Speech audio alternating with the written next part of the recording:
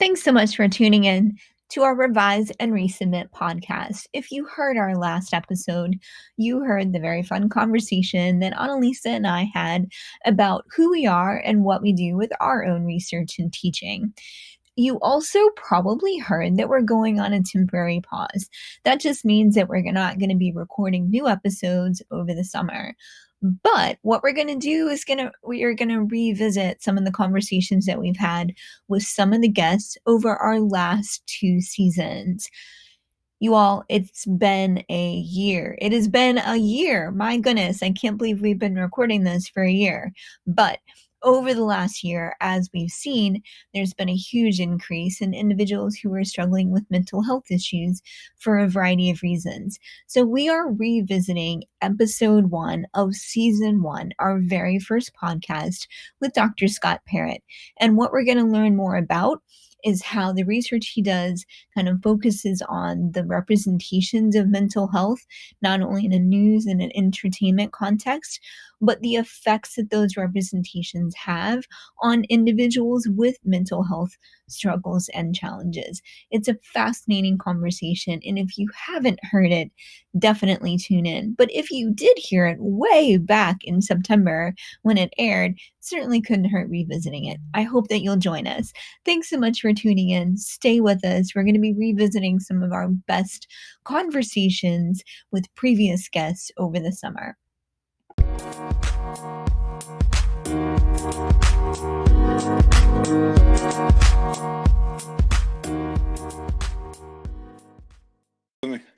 Of course, we are thrilled.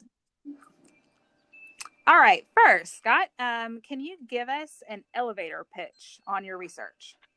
Yeah, sure. So as Kim was saying, research broadly media and mental health. There's a couple of different angles there. The first is look at the representations in the media of different mental illnesses, just to better understand how movies and news stories and magazine articles and things like that represent different mental illnesses, and then how exposure to those messages might shape our attitudes and our emotions and our behaviors related to mental health.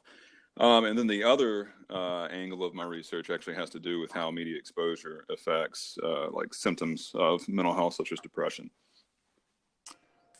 So you're a former journalist, and so I'm thinking this should be pretty easy for you. If you had to come up with a headline for one of your most interesting findings, what would it be? I think one of my most interesting findings would be computer games reduce prejudice. I did a study once where we designed an interactive narrative, and so it's a story that puts the user or the player in the place. I would say user in the place of in this case of an immigrant, and it asks the user to sort of navigate a day in the life of an immigrant in the United States. And we found that when people were exposed to this game, when people were permitted to sort of interact with this narrative and immerse themselves in the shoes of another human being, that on the back end, it actually had some good effects on their attitudes toward immigrants and reduced prejudice. So can you elaborate a little bit on that and tell us how you came up with this idea of having your participants kind of be a user in this game format? Yeah, so a lot of the research in media stereotypes, which is my area broadly, has focused on the negative. And so traditionally, it's focused on how different social groups are represented in the media, and then sort of the negative impact of those stereotypes that people encounter. But there's a growing interest in how the media might actually be used for positive means to actually change and improve people's attitudes and improve relations between social groups. And so this actually came about in relation to a journalism project. I had some friends who were working on a project in North Carolina about sort of the real life stories, the human interest stories of immigrants who are trying to cross into the United States. And so one of the things that they did was actually develop this interactive narrative. And so when I saw it, I just thought, I wonder if that actually does have some sort of effect. I wonder if, digitally walking a mile in the shoes of someone else can actually increase your empathy and have a positive outcome in terms of prejudice, in terms of reducing prejudice. And so they let us use the game, and then some colleagues and I conducted this experiment where we exposed people to the game or not, and then we compared their different emotional and attitude reactions to it. And so we found that, the evidence that we found was that it does seem to work. And so the implications of this is that a lot of people are playing games now, whether it's video games, computer games, games on your phone. And so there's a whole area of research and sort of social activism, advocacy that is designing games to essentially teach people about important social issues, but then also to lead to pro-social outcomes related to things like poverty, stereotypes, prejudice, things along those lines. That's a really fascinating study. That's something I didn't even know that you had done that before. That's fascinating. So when you're thinking about this type of research, who are your participants? Are they children, college students, kind of adults?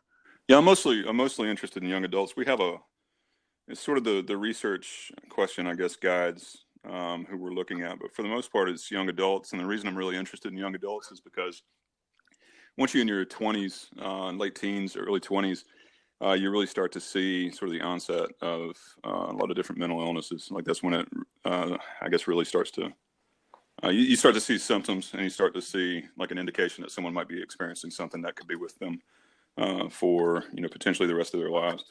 And so I think it's a really important age at which to reach people using the media and other means, and to encourage them to talk about mental health, talk about mental illness, and to pursue treatment if they need it.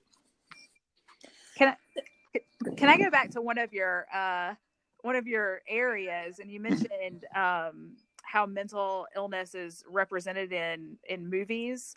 Yeah. Can you give us maybe a movie where mental illness is well represented? Yeah. So the one that is most often pointed to as just like a great example is A Beautiful Mind, which is a biopic, a movie about the great mathematician and Nobel Prize winner, John Nash. And it's the movie that has Russell Crowe in it. And so John Nash had schizophrenia. And so the reason that movie is, I guess, considered by most people to be a decent representation of schizophrenia is that it shows both the highs and the lows. And so it's a portrait of a human that has some nuance. Whereas like the negative portrayals, if you watch a show like Criminal Minds, for example, I looked at the first season of Criminal Minds, which is a police procedural kind of detective show that is quite popular.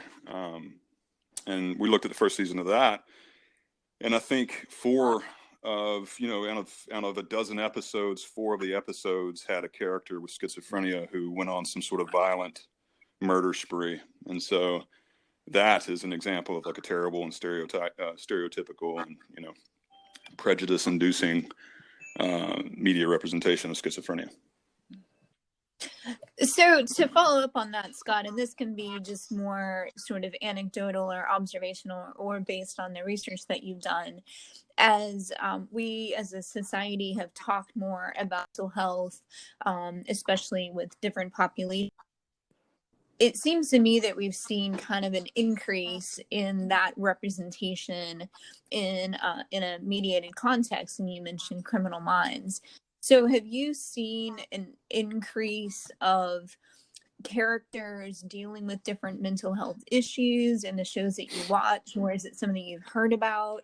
And do you think that we gradually are getting to a point where mental health is discussed or covered in a more positive way? I know the Criminal Minds representation was not that, but what's your sense of kind of the media landscape now? So when you asked me for a headline earlier, I was going to focus on this, but then I couldn't figure out a way to summarize it in 5 words. So I bailed on it. So the really interesting thing I found recently was that back in the 1950s, George Gerbner, who's really big in our field for developing cultivation theory, when he was just first starting out, he did a study about television censors in Hollywood and how they handled content related to mental illness.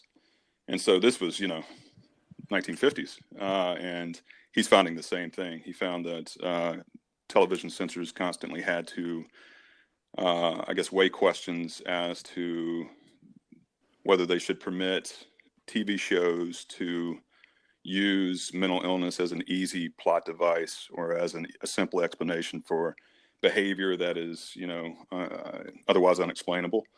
And so, I mean, it's been around for years, like 70 years. We've seen these representations in the media, in not only movies and television shows, but also in the news. The one thing I would say, though, is that things seem to be improving, and so it's a great time to be looking at this and to see this, because I mean, there's still like studies in Canada and the UK and the USA that show there are still stereotypes that abound, such as this association between mental illness and violence.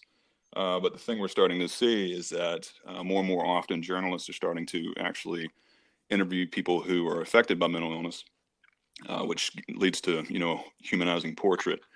And you're starting to see more feature stories, more human interest stories, rather than stories that focus simply on crime. And so the criticism that's been out there for 70 years is that journalists and Hollywood tend to focus on this association between mental illness and violent, unpredictable behavior, which is false. It's an inaccurate stereotype.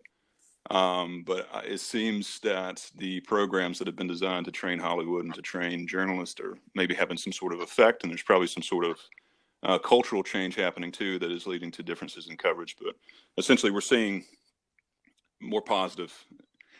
Still a lot of negative, but more positive nowadays. So, Scott, I know some of the work that you've done has focused on representations of veterans and mental health.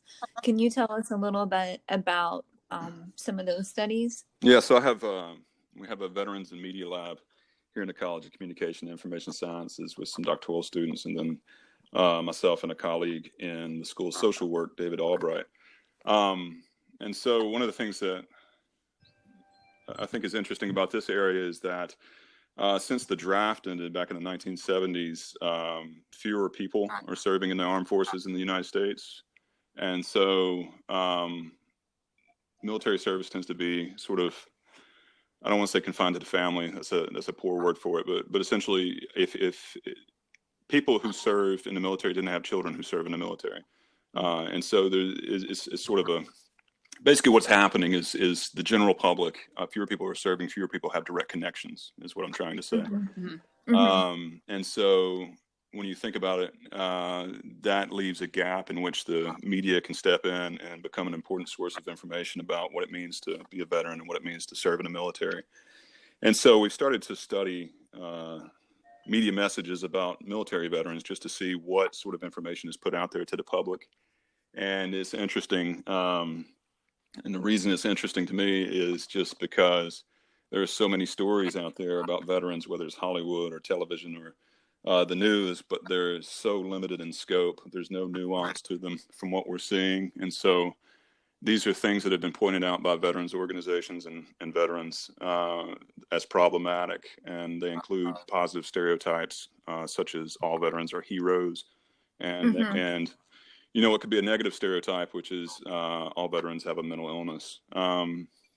It's really complex. It's a really complex issue. It's a really difficult issue. But it's something that, we're doing more and more work in. And so we find it really interesting. Again, that's really fascinating, Scott. And I think that it's really bringing to light very, very important issues related to not only the way the media cover and handle the topic of mental health and mental illness in a news and entertainment context, but the effects that type of content can have on viewers. Yeah, and so that's one of the things that we're moving toward and we're interested in is that when a military service member returns from service and reintegrates into the community support and the community treatment of that person is very important. And so if there's a lot of misunderstanding or if there's this gap in understanding and knowledge about what it actually means to serve in the military, and there's this misperception about what it means to be a veteran, it could potentially lead to some issues and some misunderstanding. And so right now we're studying the content, and we also recently conducted a national survey where we're looking at people's attitudes and mental representations of veterans and how that might be affected by the media. Mm-hmm. So how do you take this information that you're finding in your research and get it out to the public or to journalists or to Hollywood? How does that happen? So that's really where the research is leading right now for me, because you don't want to be stuck in the ivory tower with no actual real world impact. Mm-hmm. And so the one thing that we're trying to do is connect with counseling centers, mental health centers, mental health advocacy organizations, veterans organizations, things like that, and developing training programs for media professionals, and then interventions for different populations. And so really just trying to get out there and affect some sort of change. Is that something also that just for any students that are out there listening, that they can expect to get in the classes that you teach or that others in our college teach? Yeah, definitely. Both for undergrads and grad students. Like for undergrads, I actually taught a class in the summertime about media and mental illness, where we looked at the different representations of mental illness in the media. And then we ended on a positive note where the students, over the course of the semester, developed a project that would essentially work as an intervention to try to change some of the negative representations and try to correct some of the misinformation. And then in terms of the graduate level, we have an outstanding faculty who are very diverse in terms of like their methodological approaches and theoretical approaches in their subject matter as well. And they can basically introduce the students to all sorts of different methods for answering questions that they might be interested in. So, I mean, you're a journalism professor and you work with, budding journalists and reporters. When you get them in the classroom and you're talking about these issues, is it something that you feel they've already kind of come into the classroom with these stereotypes and sort of stigma associated with things like mental health, or are you getting them as kind of a blank slate? I'd say they come in with it, but I think it's actually the opposite of what you would expect. I see a lot of hope, and I hate to sound like an old man, but I see a lot of hope. Hope is good. I hate to sound like an old man because it's like I see a lot of hope in the young generation, essentially.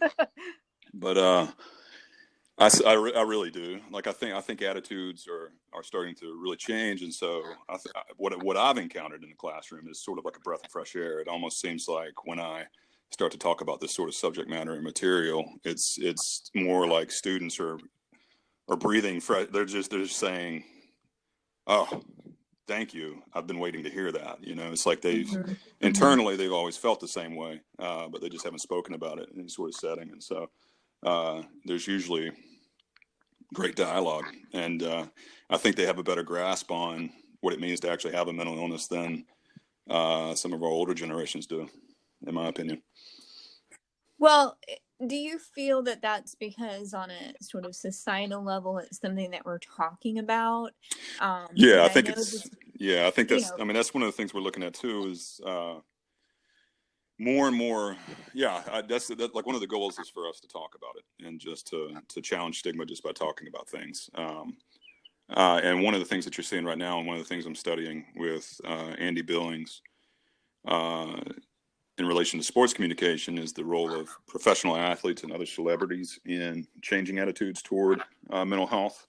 And what we're finding is very promising in that regard as well, because essentially people look up to athletes in particular in this country. And so when an athlete like Kevin Love, who is a professional basketball star, who's another professional basketball star, when they come out and they say, "Listen, I've experienced depression, I've experienced anxiety," they can serve as an excellent role model for others. And so we've done some research. Actually, one study we recently concluded looked at how social media responded to those disclosures.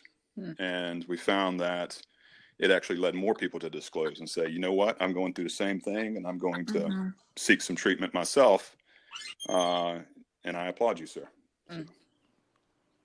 That actually makes sense to me, though, because I feel like it's difficult, especially for college students or even, younger adolescents, to be sort of the first one to make an announcement. This is what I'm struggling with. I'm dealing with depression. But if they can kind of, follow on the heels of a celebrity or an athlete, then it sort of normalizes it a little bit. Yeah. I think it makes it a little less scary. Yeah, it challenges a lot of the traditional stereotypes. Like Kevin Love, you would never know. And one of the stereotypes out there about mental illness is that it limits what you can do with your life. I mean, it certainly can present challenges, and it certainly can limit, but it doesn't necessarily have to. And so you look at professional athletes, professional musicians, people you look up to, and they can serve, as an inspiration. That says basically like, look, they go through the same thing, and look how they do. And then at the same time, the good thing about DeMar and Kevin Love is that I think they give a more nuanced representation where they embody like the highs and the lows. Certainly, that makes a lot of sense. Yeah. So you've mentioned sports and veterans. And along with that, some of the colleagues that you have worked with. Are there any other fields or any other collaborators where your research has led you to? Yeah, definitely. I think one of the great things, I'm seeing in my opinion, I'm seeing a sort of a sea change in terms of collaboration where the field is becoming more interdisciplinary. And so I'm working with people in psychology, computer science, business, marketing, social work. And everybody's bringing sort of their area of expertise to the team. And then it gives us an opportunity to really explore some interesting questions. And so for example, like in terms of the computer science and marketing folks and social work, we've been working on projects related to social media and discussions concerning suicide in relation to military veterans in the United States. And so we've been working on a series of projects in that regard, and we have some interesting stuff coming down the pipe, I guess.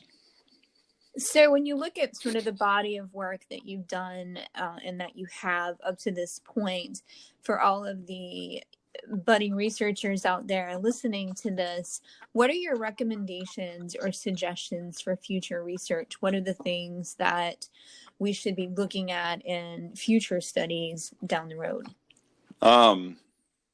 My first bit of research would just be read. And then the second one would be to assume that someone has always done something and then try to build off it, because essentially it's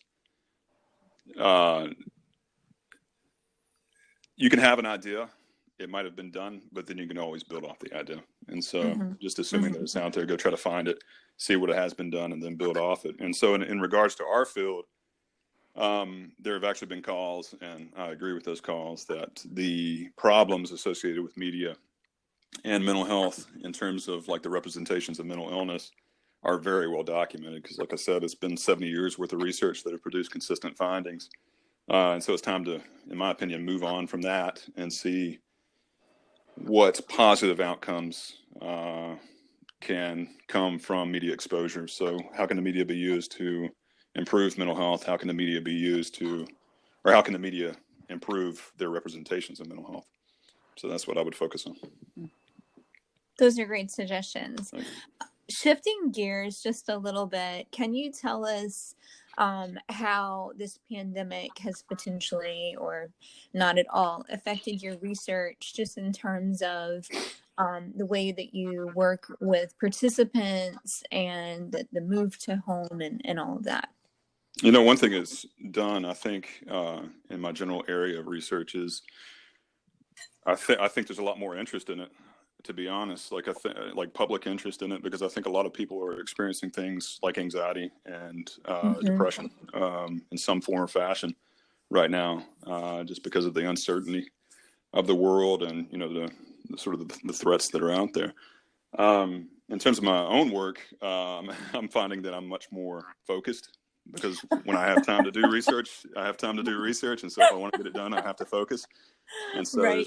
there's less wasted time. So it's actually, it's making me focus, and it hasn't changed it really otherwise. Yeah, that's something that we talked about last week just a little bit, how when we're in the offices and we're working with people just down the hallway, it's really fun to interact with people and talk to people and have quick conversations in the hallway. But what it can do sometimes is interrupt that flow, whether it's, thinking about something or writing. I have found that having an uninterrupted hour is difficult when I'm in the office, but working from home, it's a little bit easier to get into the zone. So yeah, I'm longing for those interrupted exactly. Exactly. Yeah. I think at the beginning I was like, this is great, I'm so productive. And then maybe 2 months in, I thought, I'm very lonely, I miss everyone. Yes. So, Scott, I think our last question might be, we'll shift gears a little bit more. But as academics, we have the good fortune of being able to travel to different countries or different cities around the U.S. for conferences. What is one of the favorite places that you have visited or traveled when you have presented research? Oh, it's tough. I'd have to say London, probably. We had International Communication Association conference in London in 2013, and that was pretty awesome. Is there any place that you're looking forward to visiting, perhaps in the future, to present some research? I'm looking forward to AJ has a upcoming meeting in Detroit, Michigan, and I am actually looking forward to going to Detroit. I've never been. That's great. It's a great American city. Yeah. Scott, we want to thank you so much for your time today, and thank you for sharing with us a little bit about your research and all the things that you have going on in your academic life. So thank you for your time today. Thank you. We look forward to chatting with our next guest a week from today. Thanks, Scott. Thank you. Thanks. Bye. Bye-bye.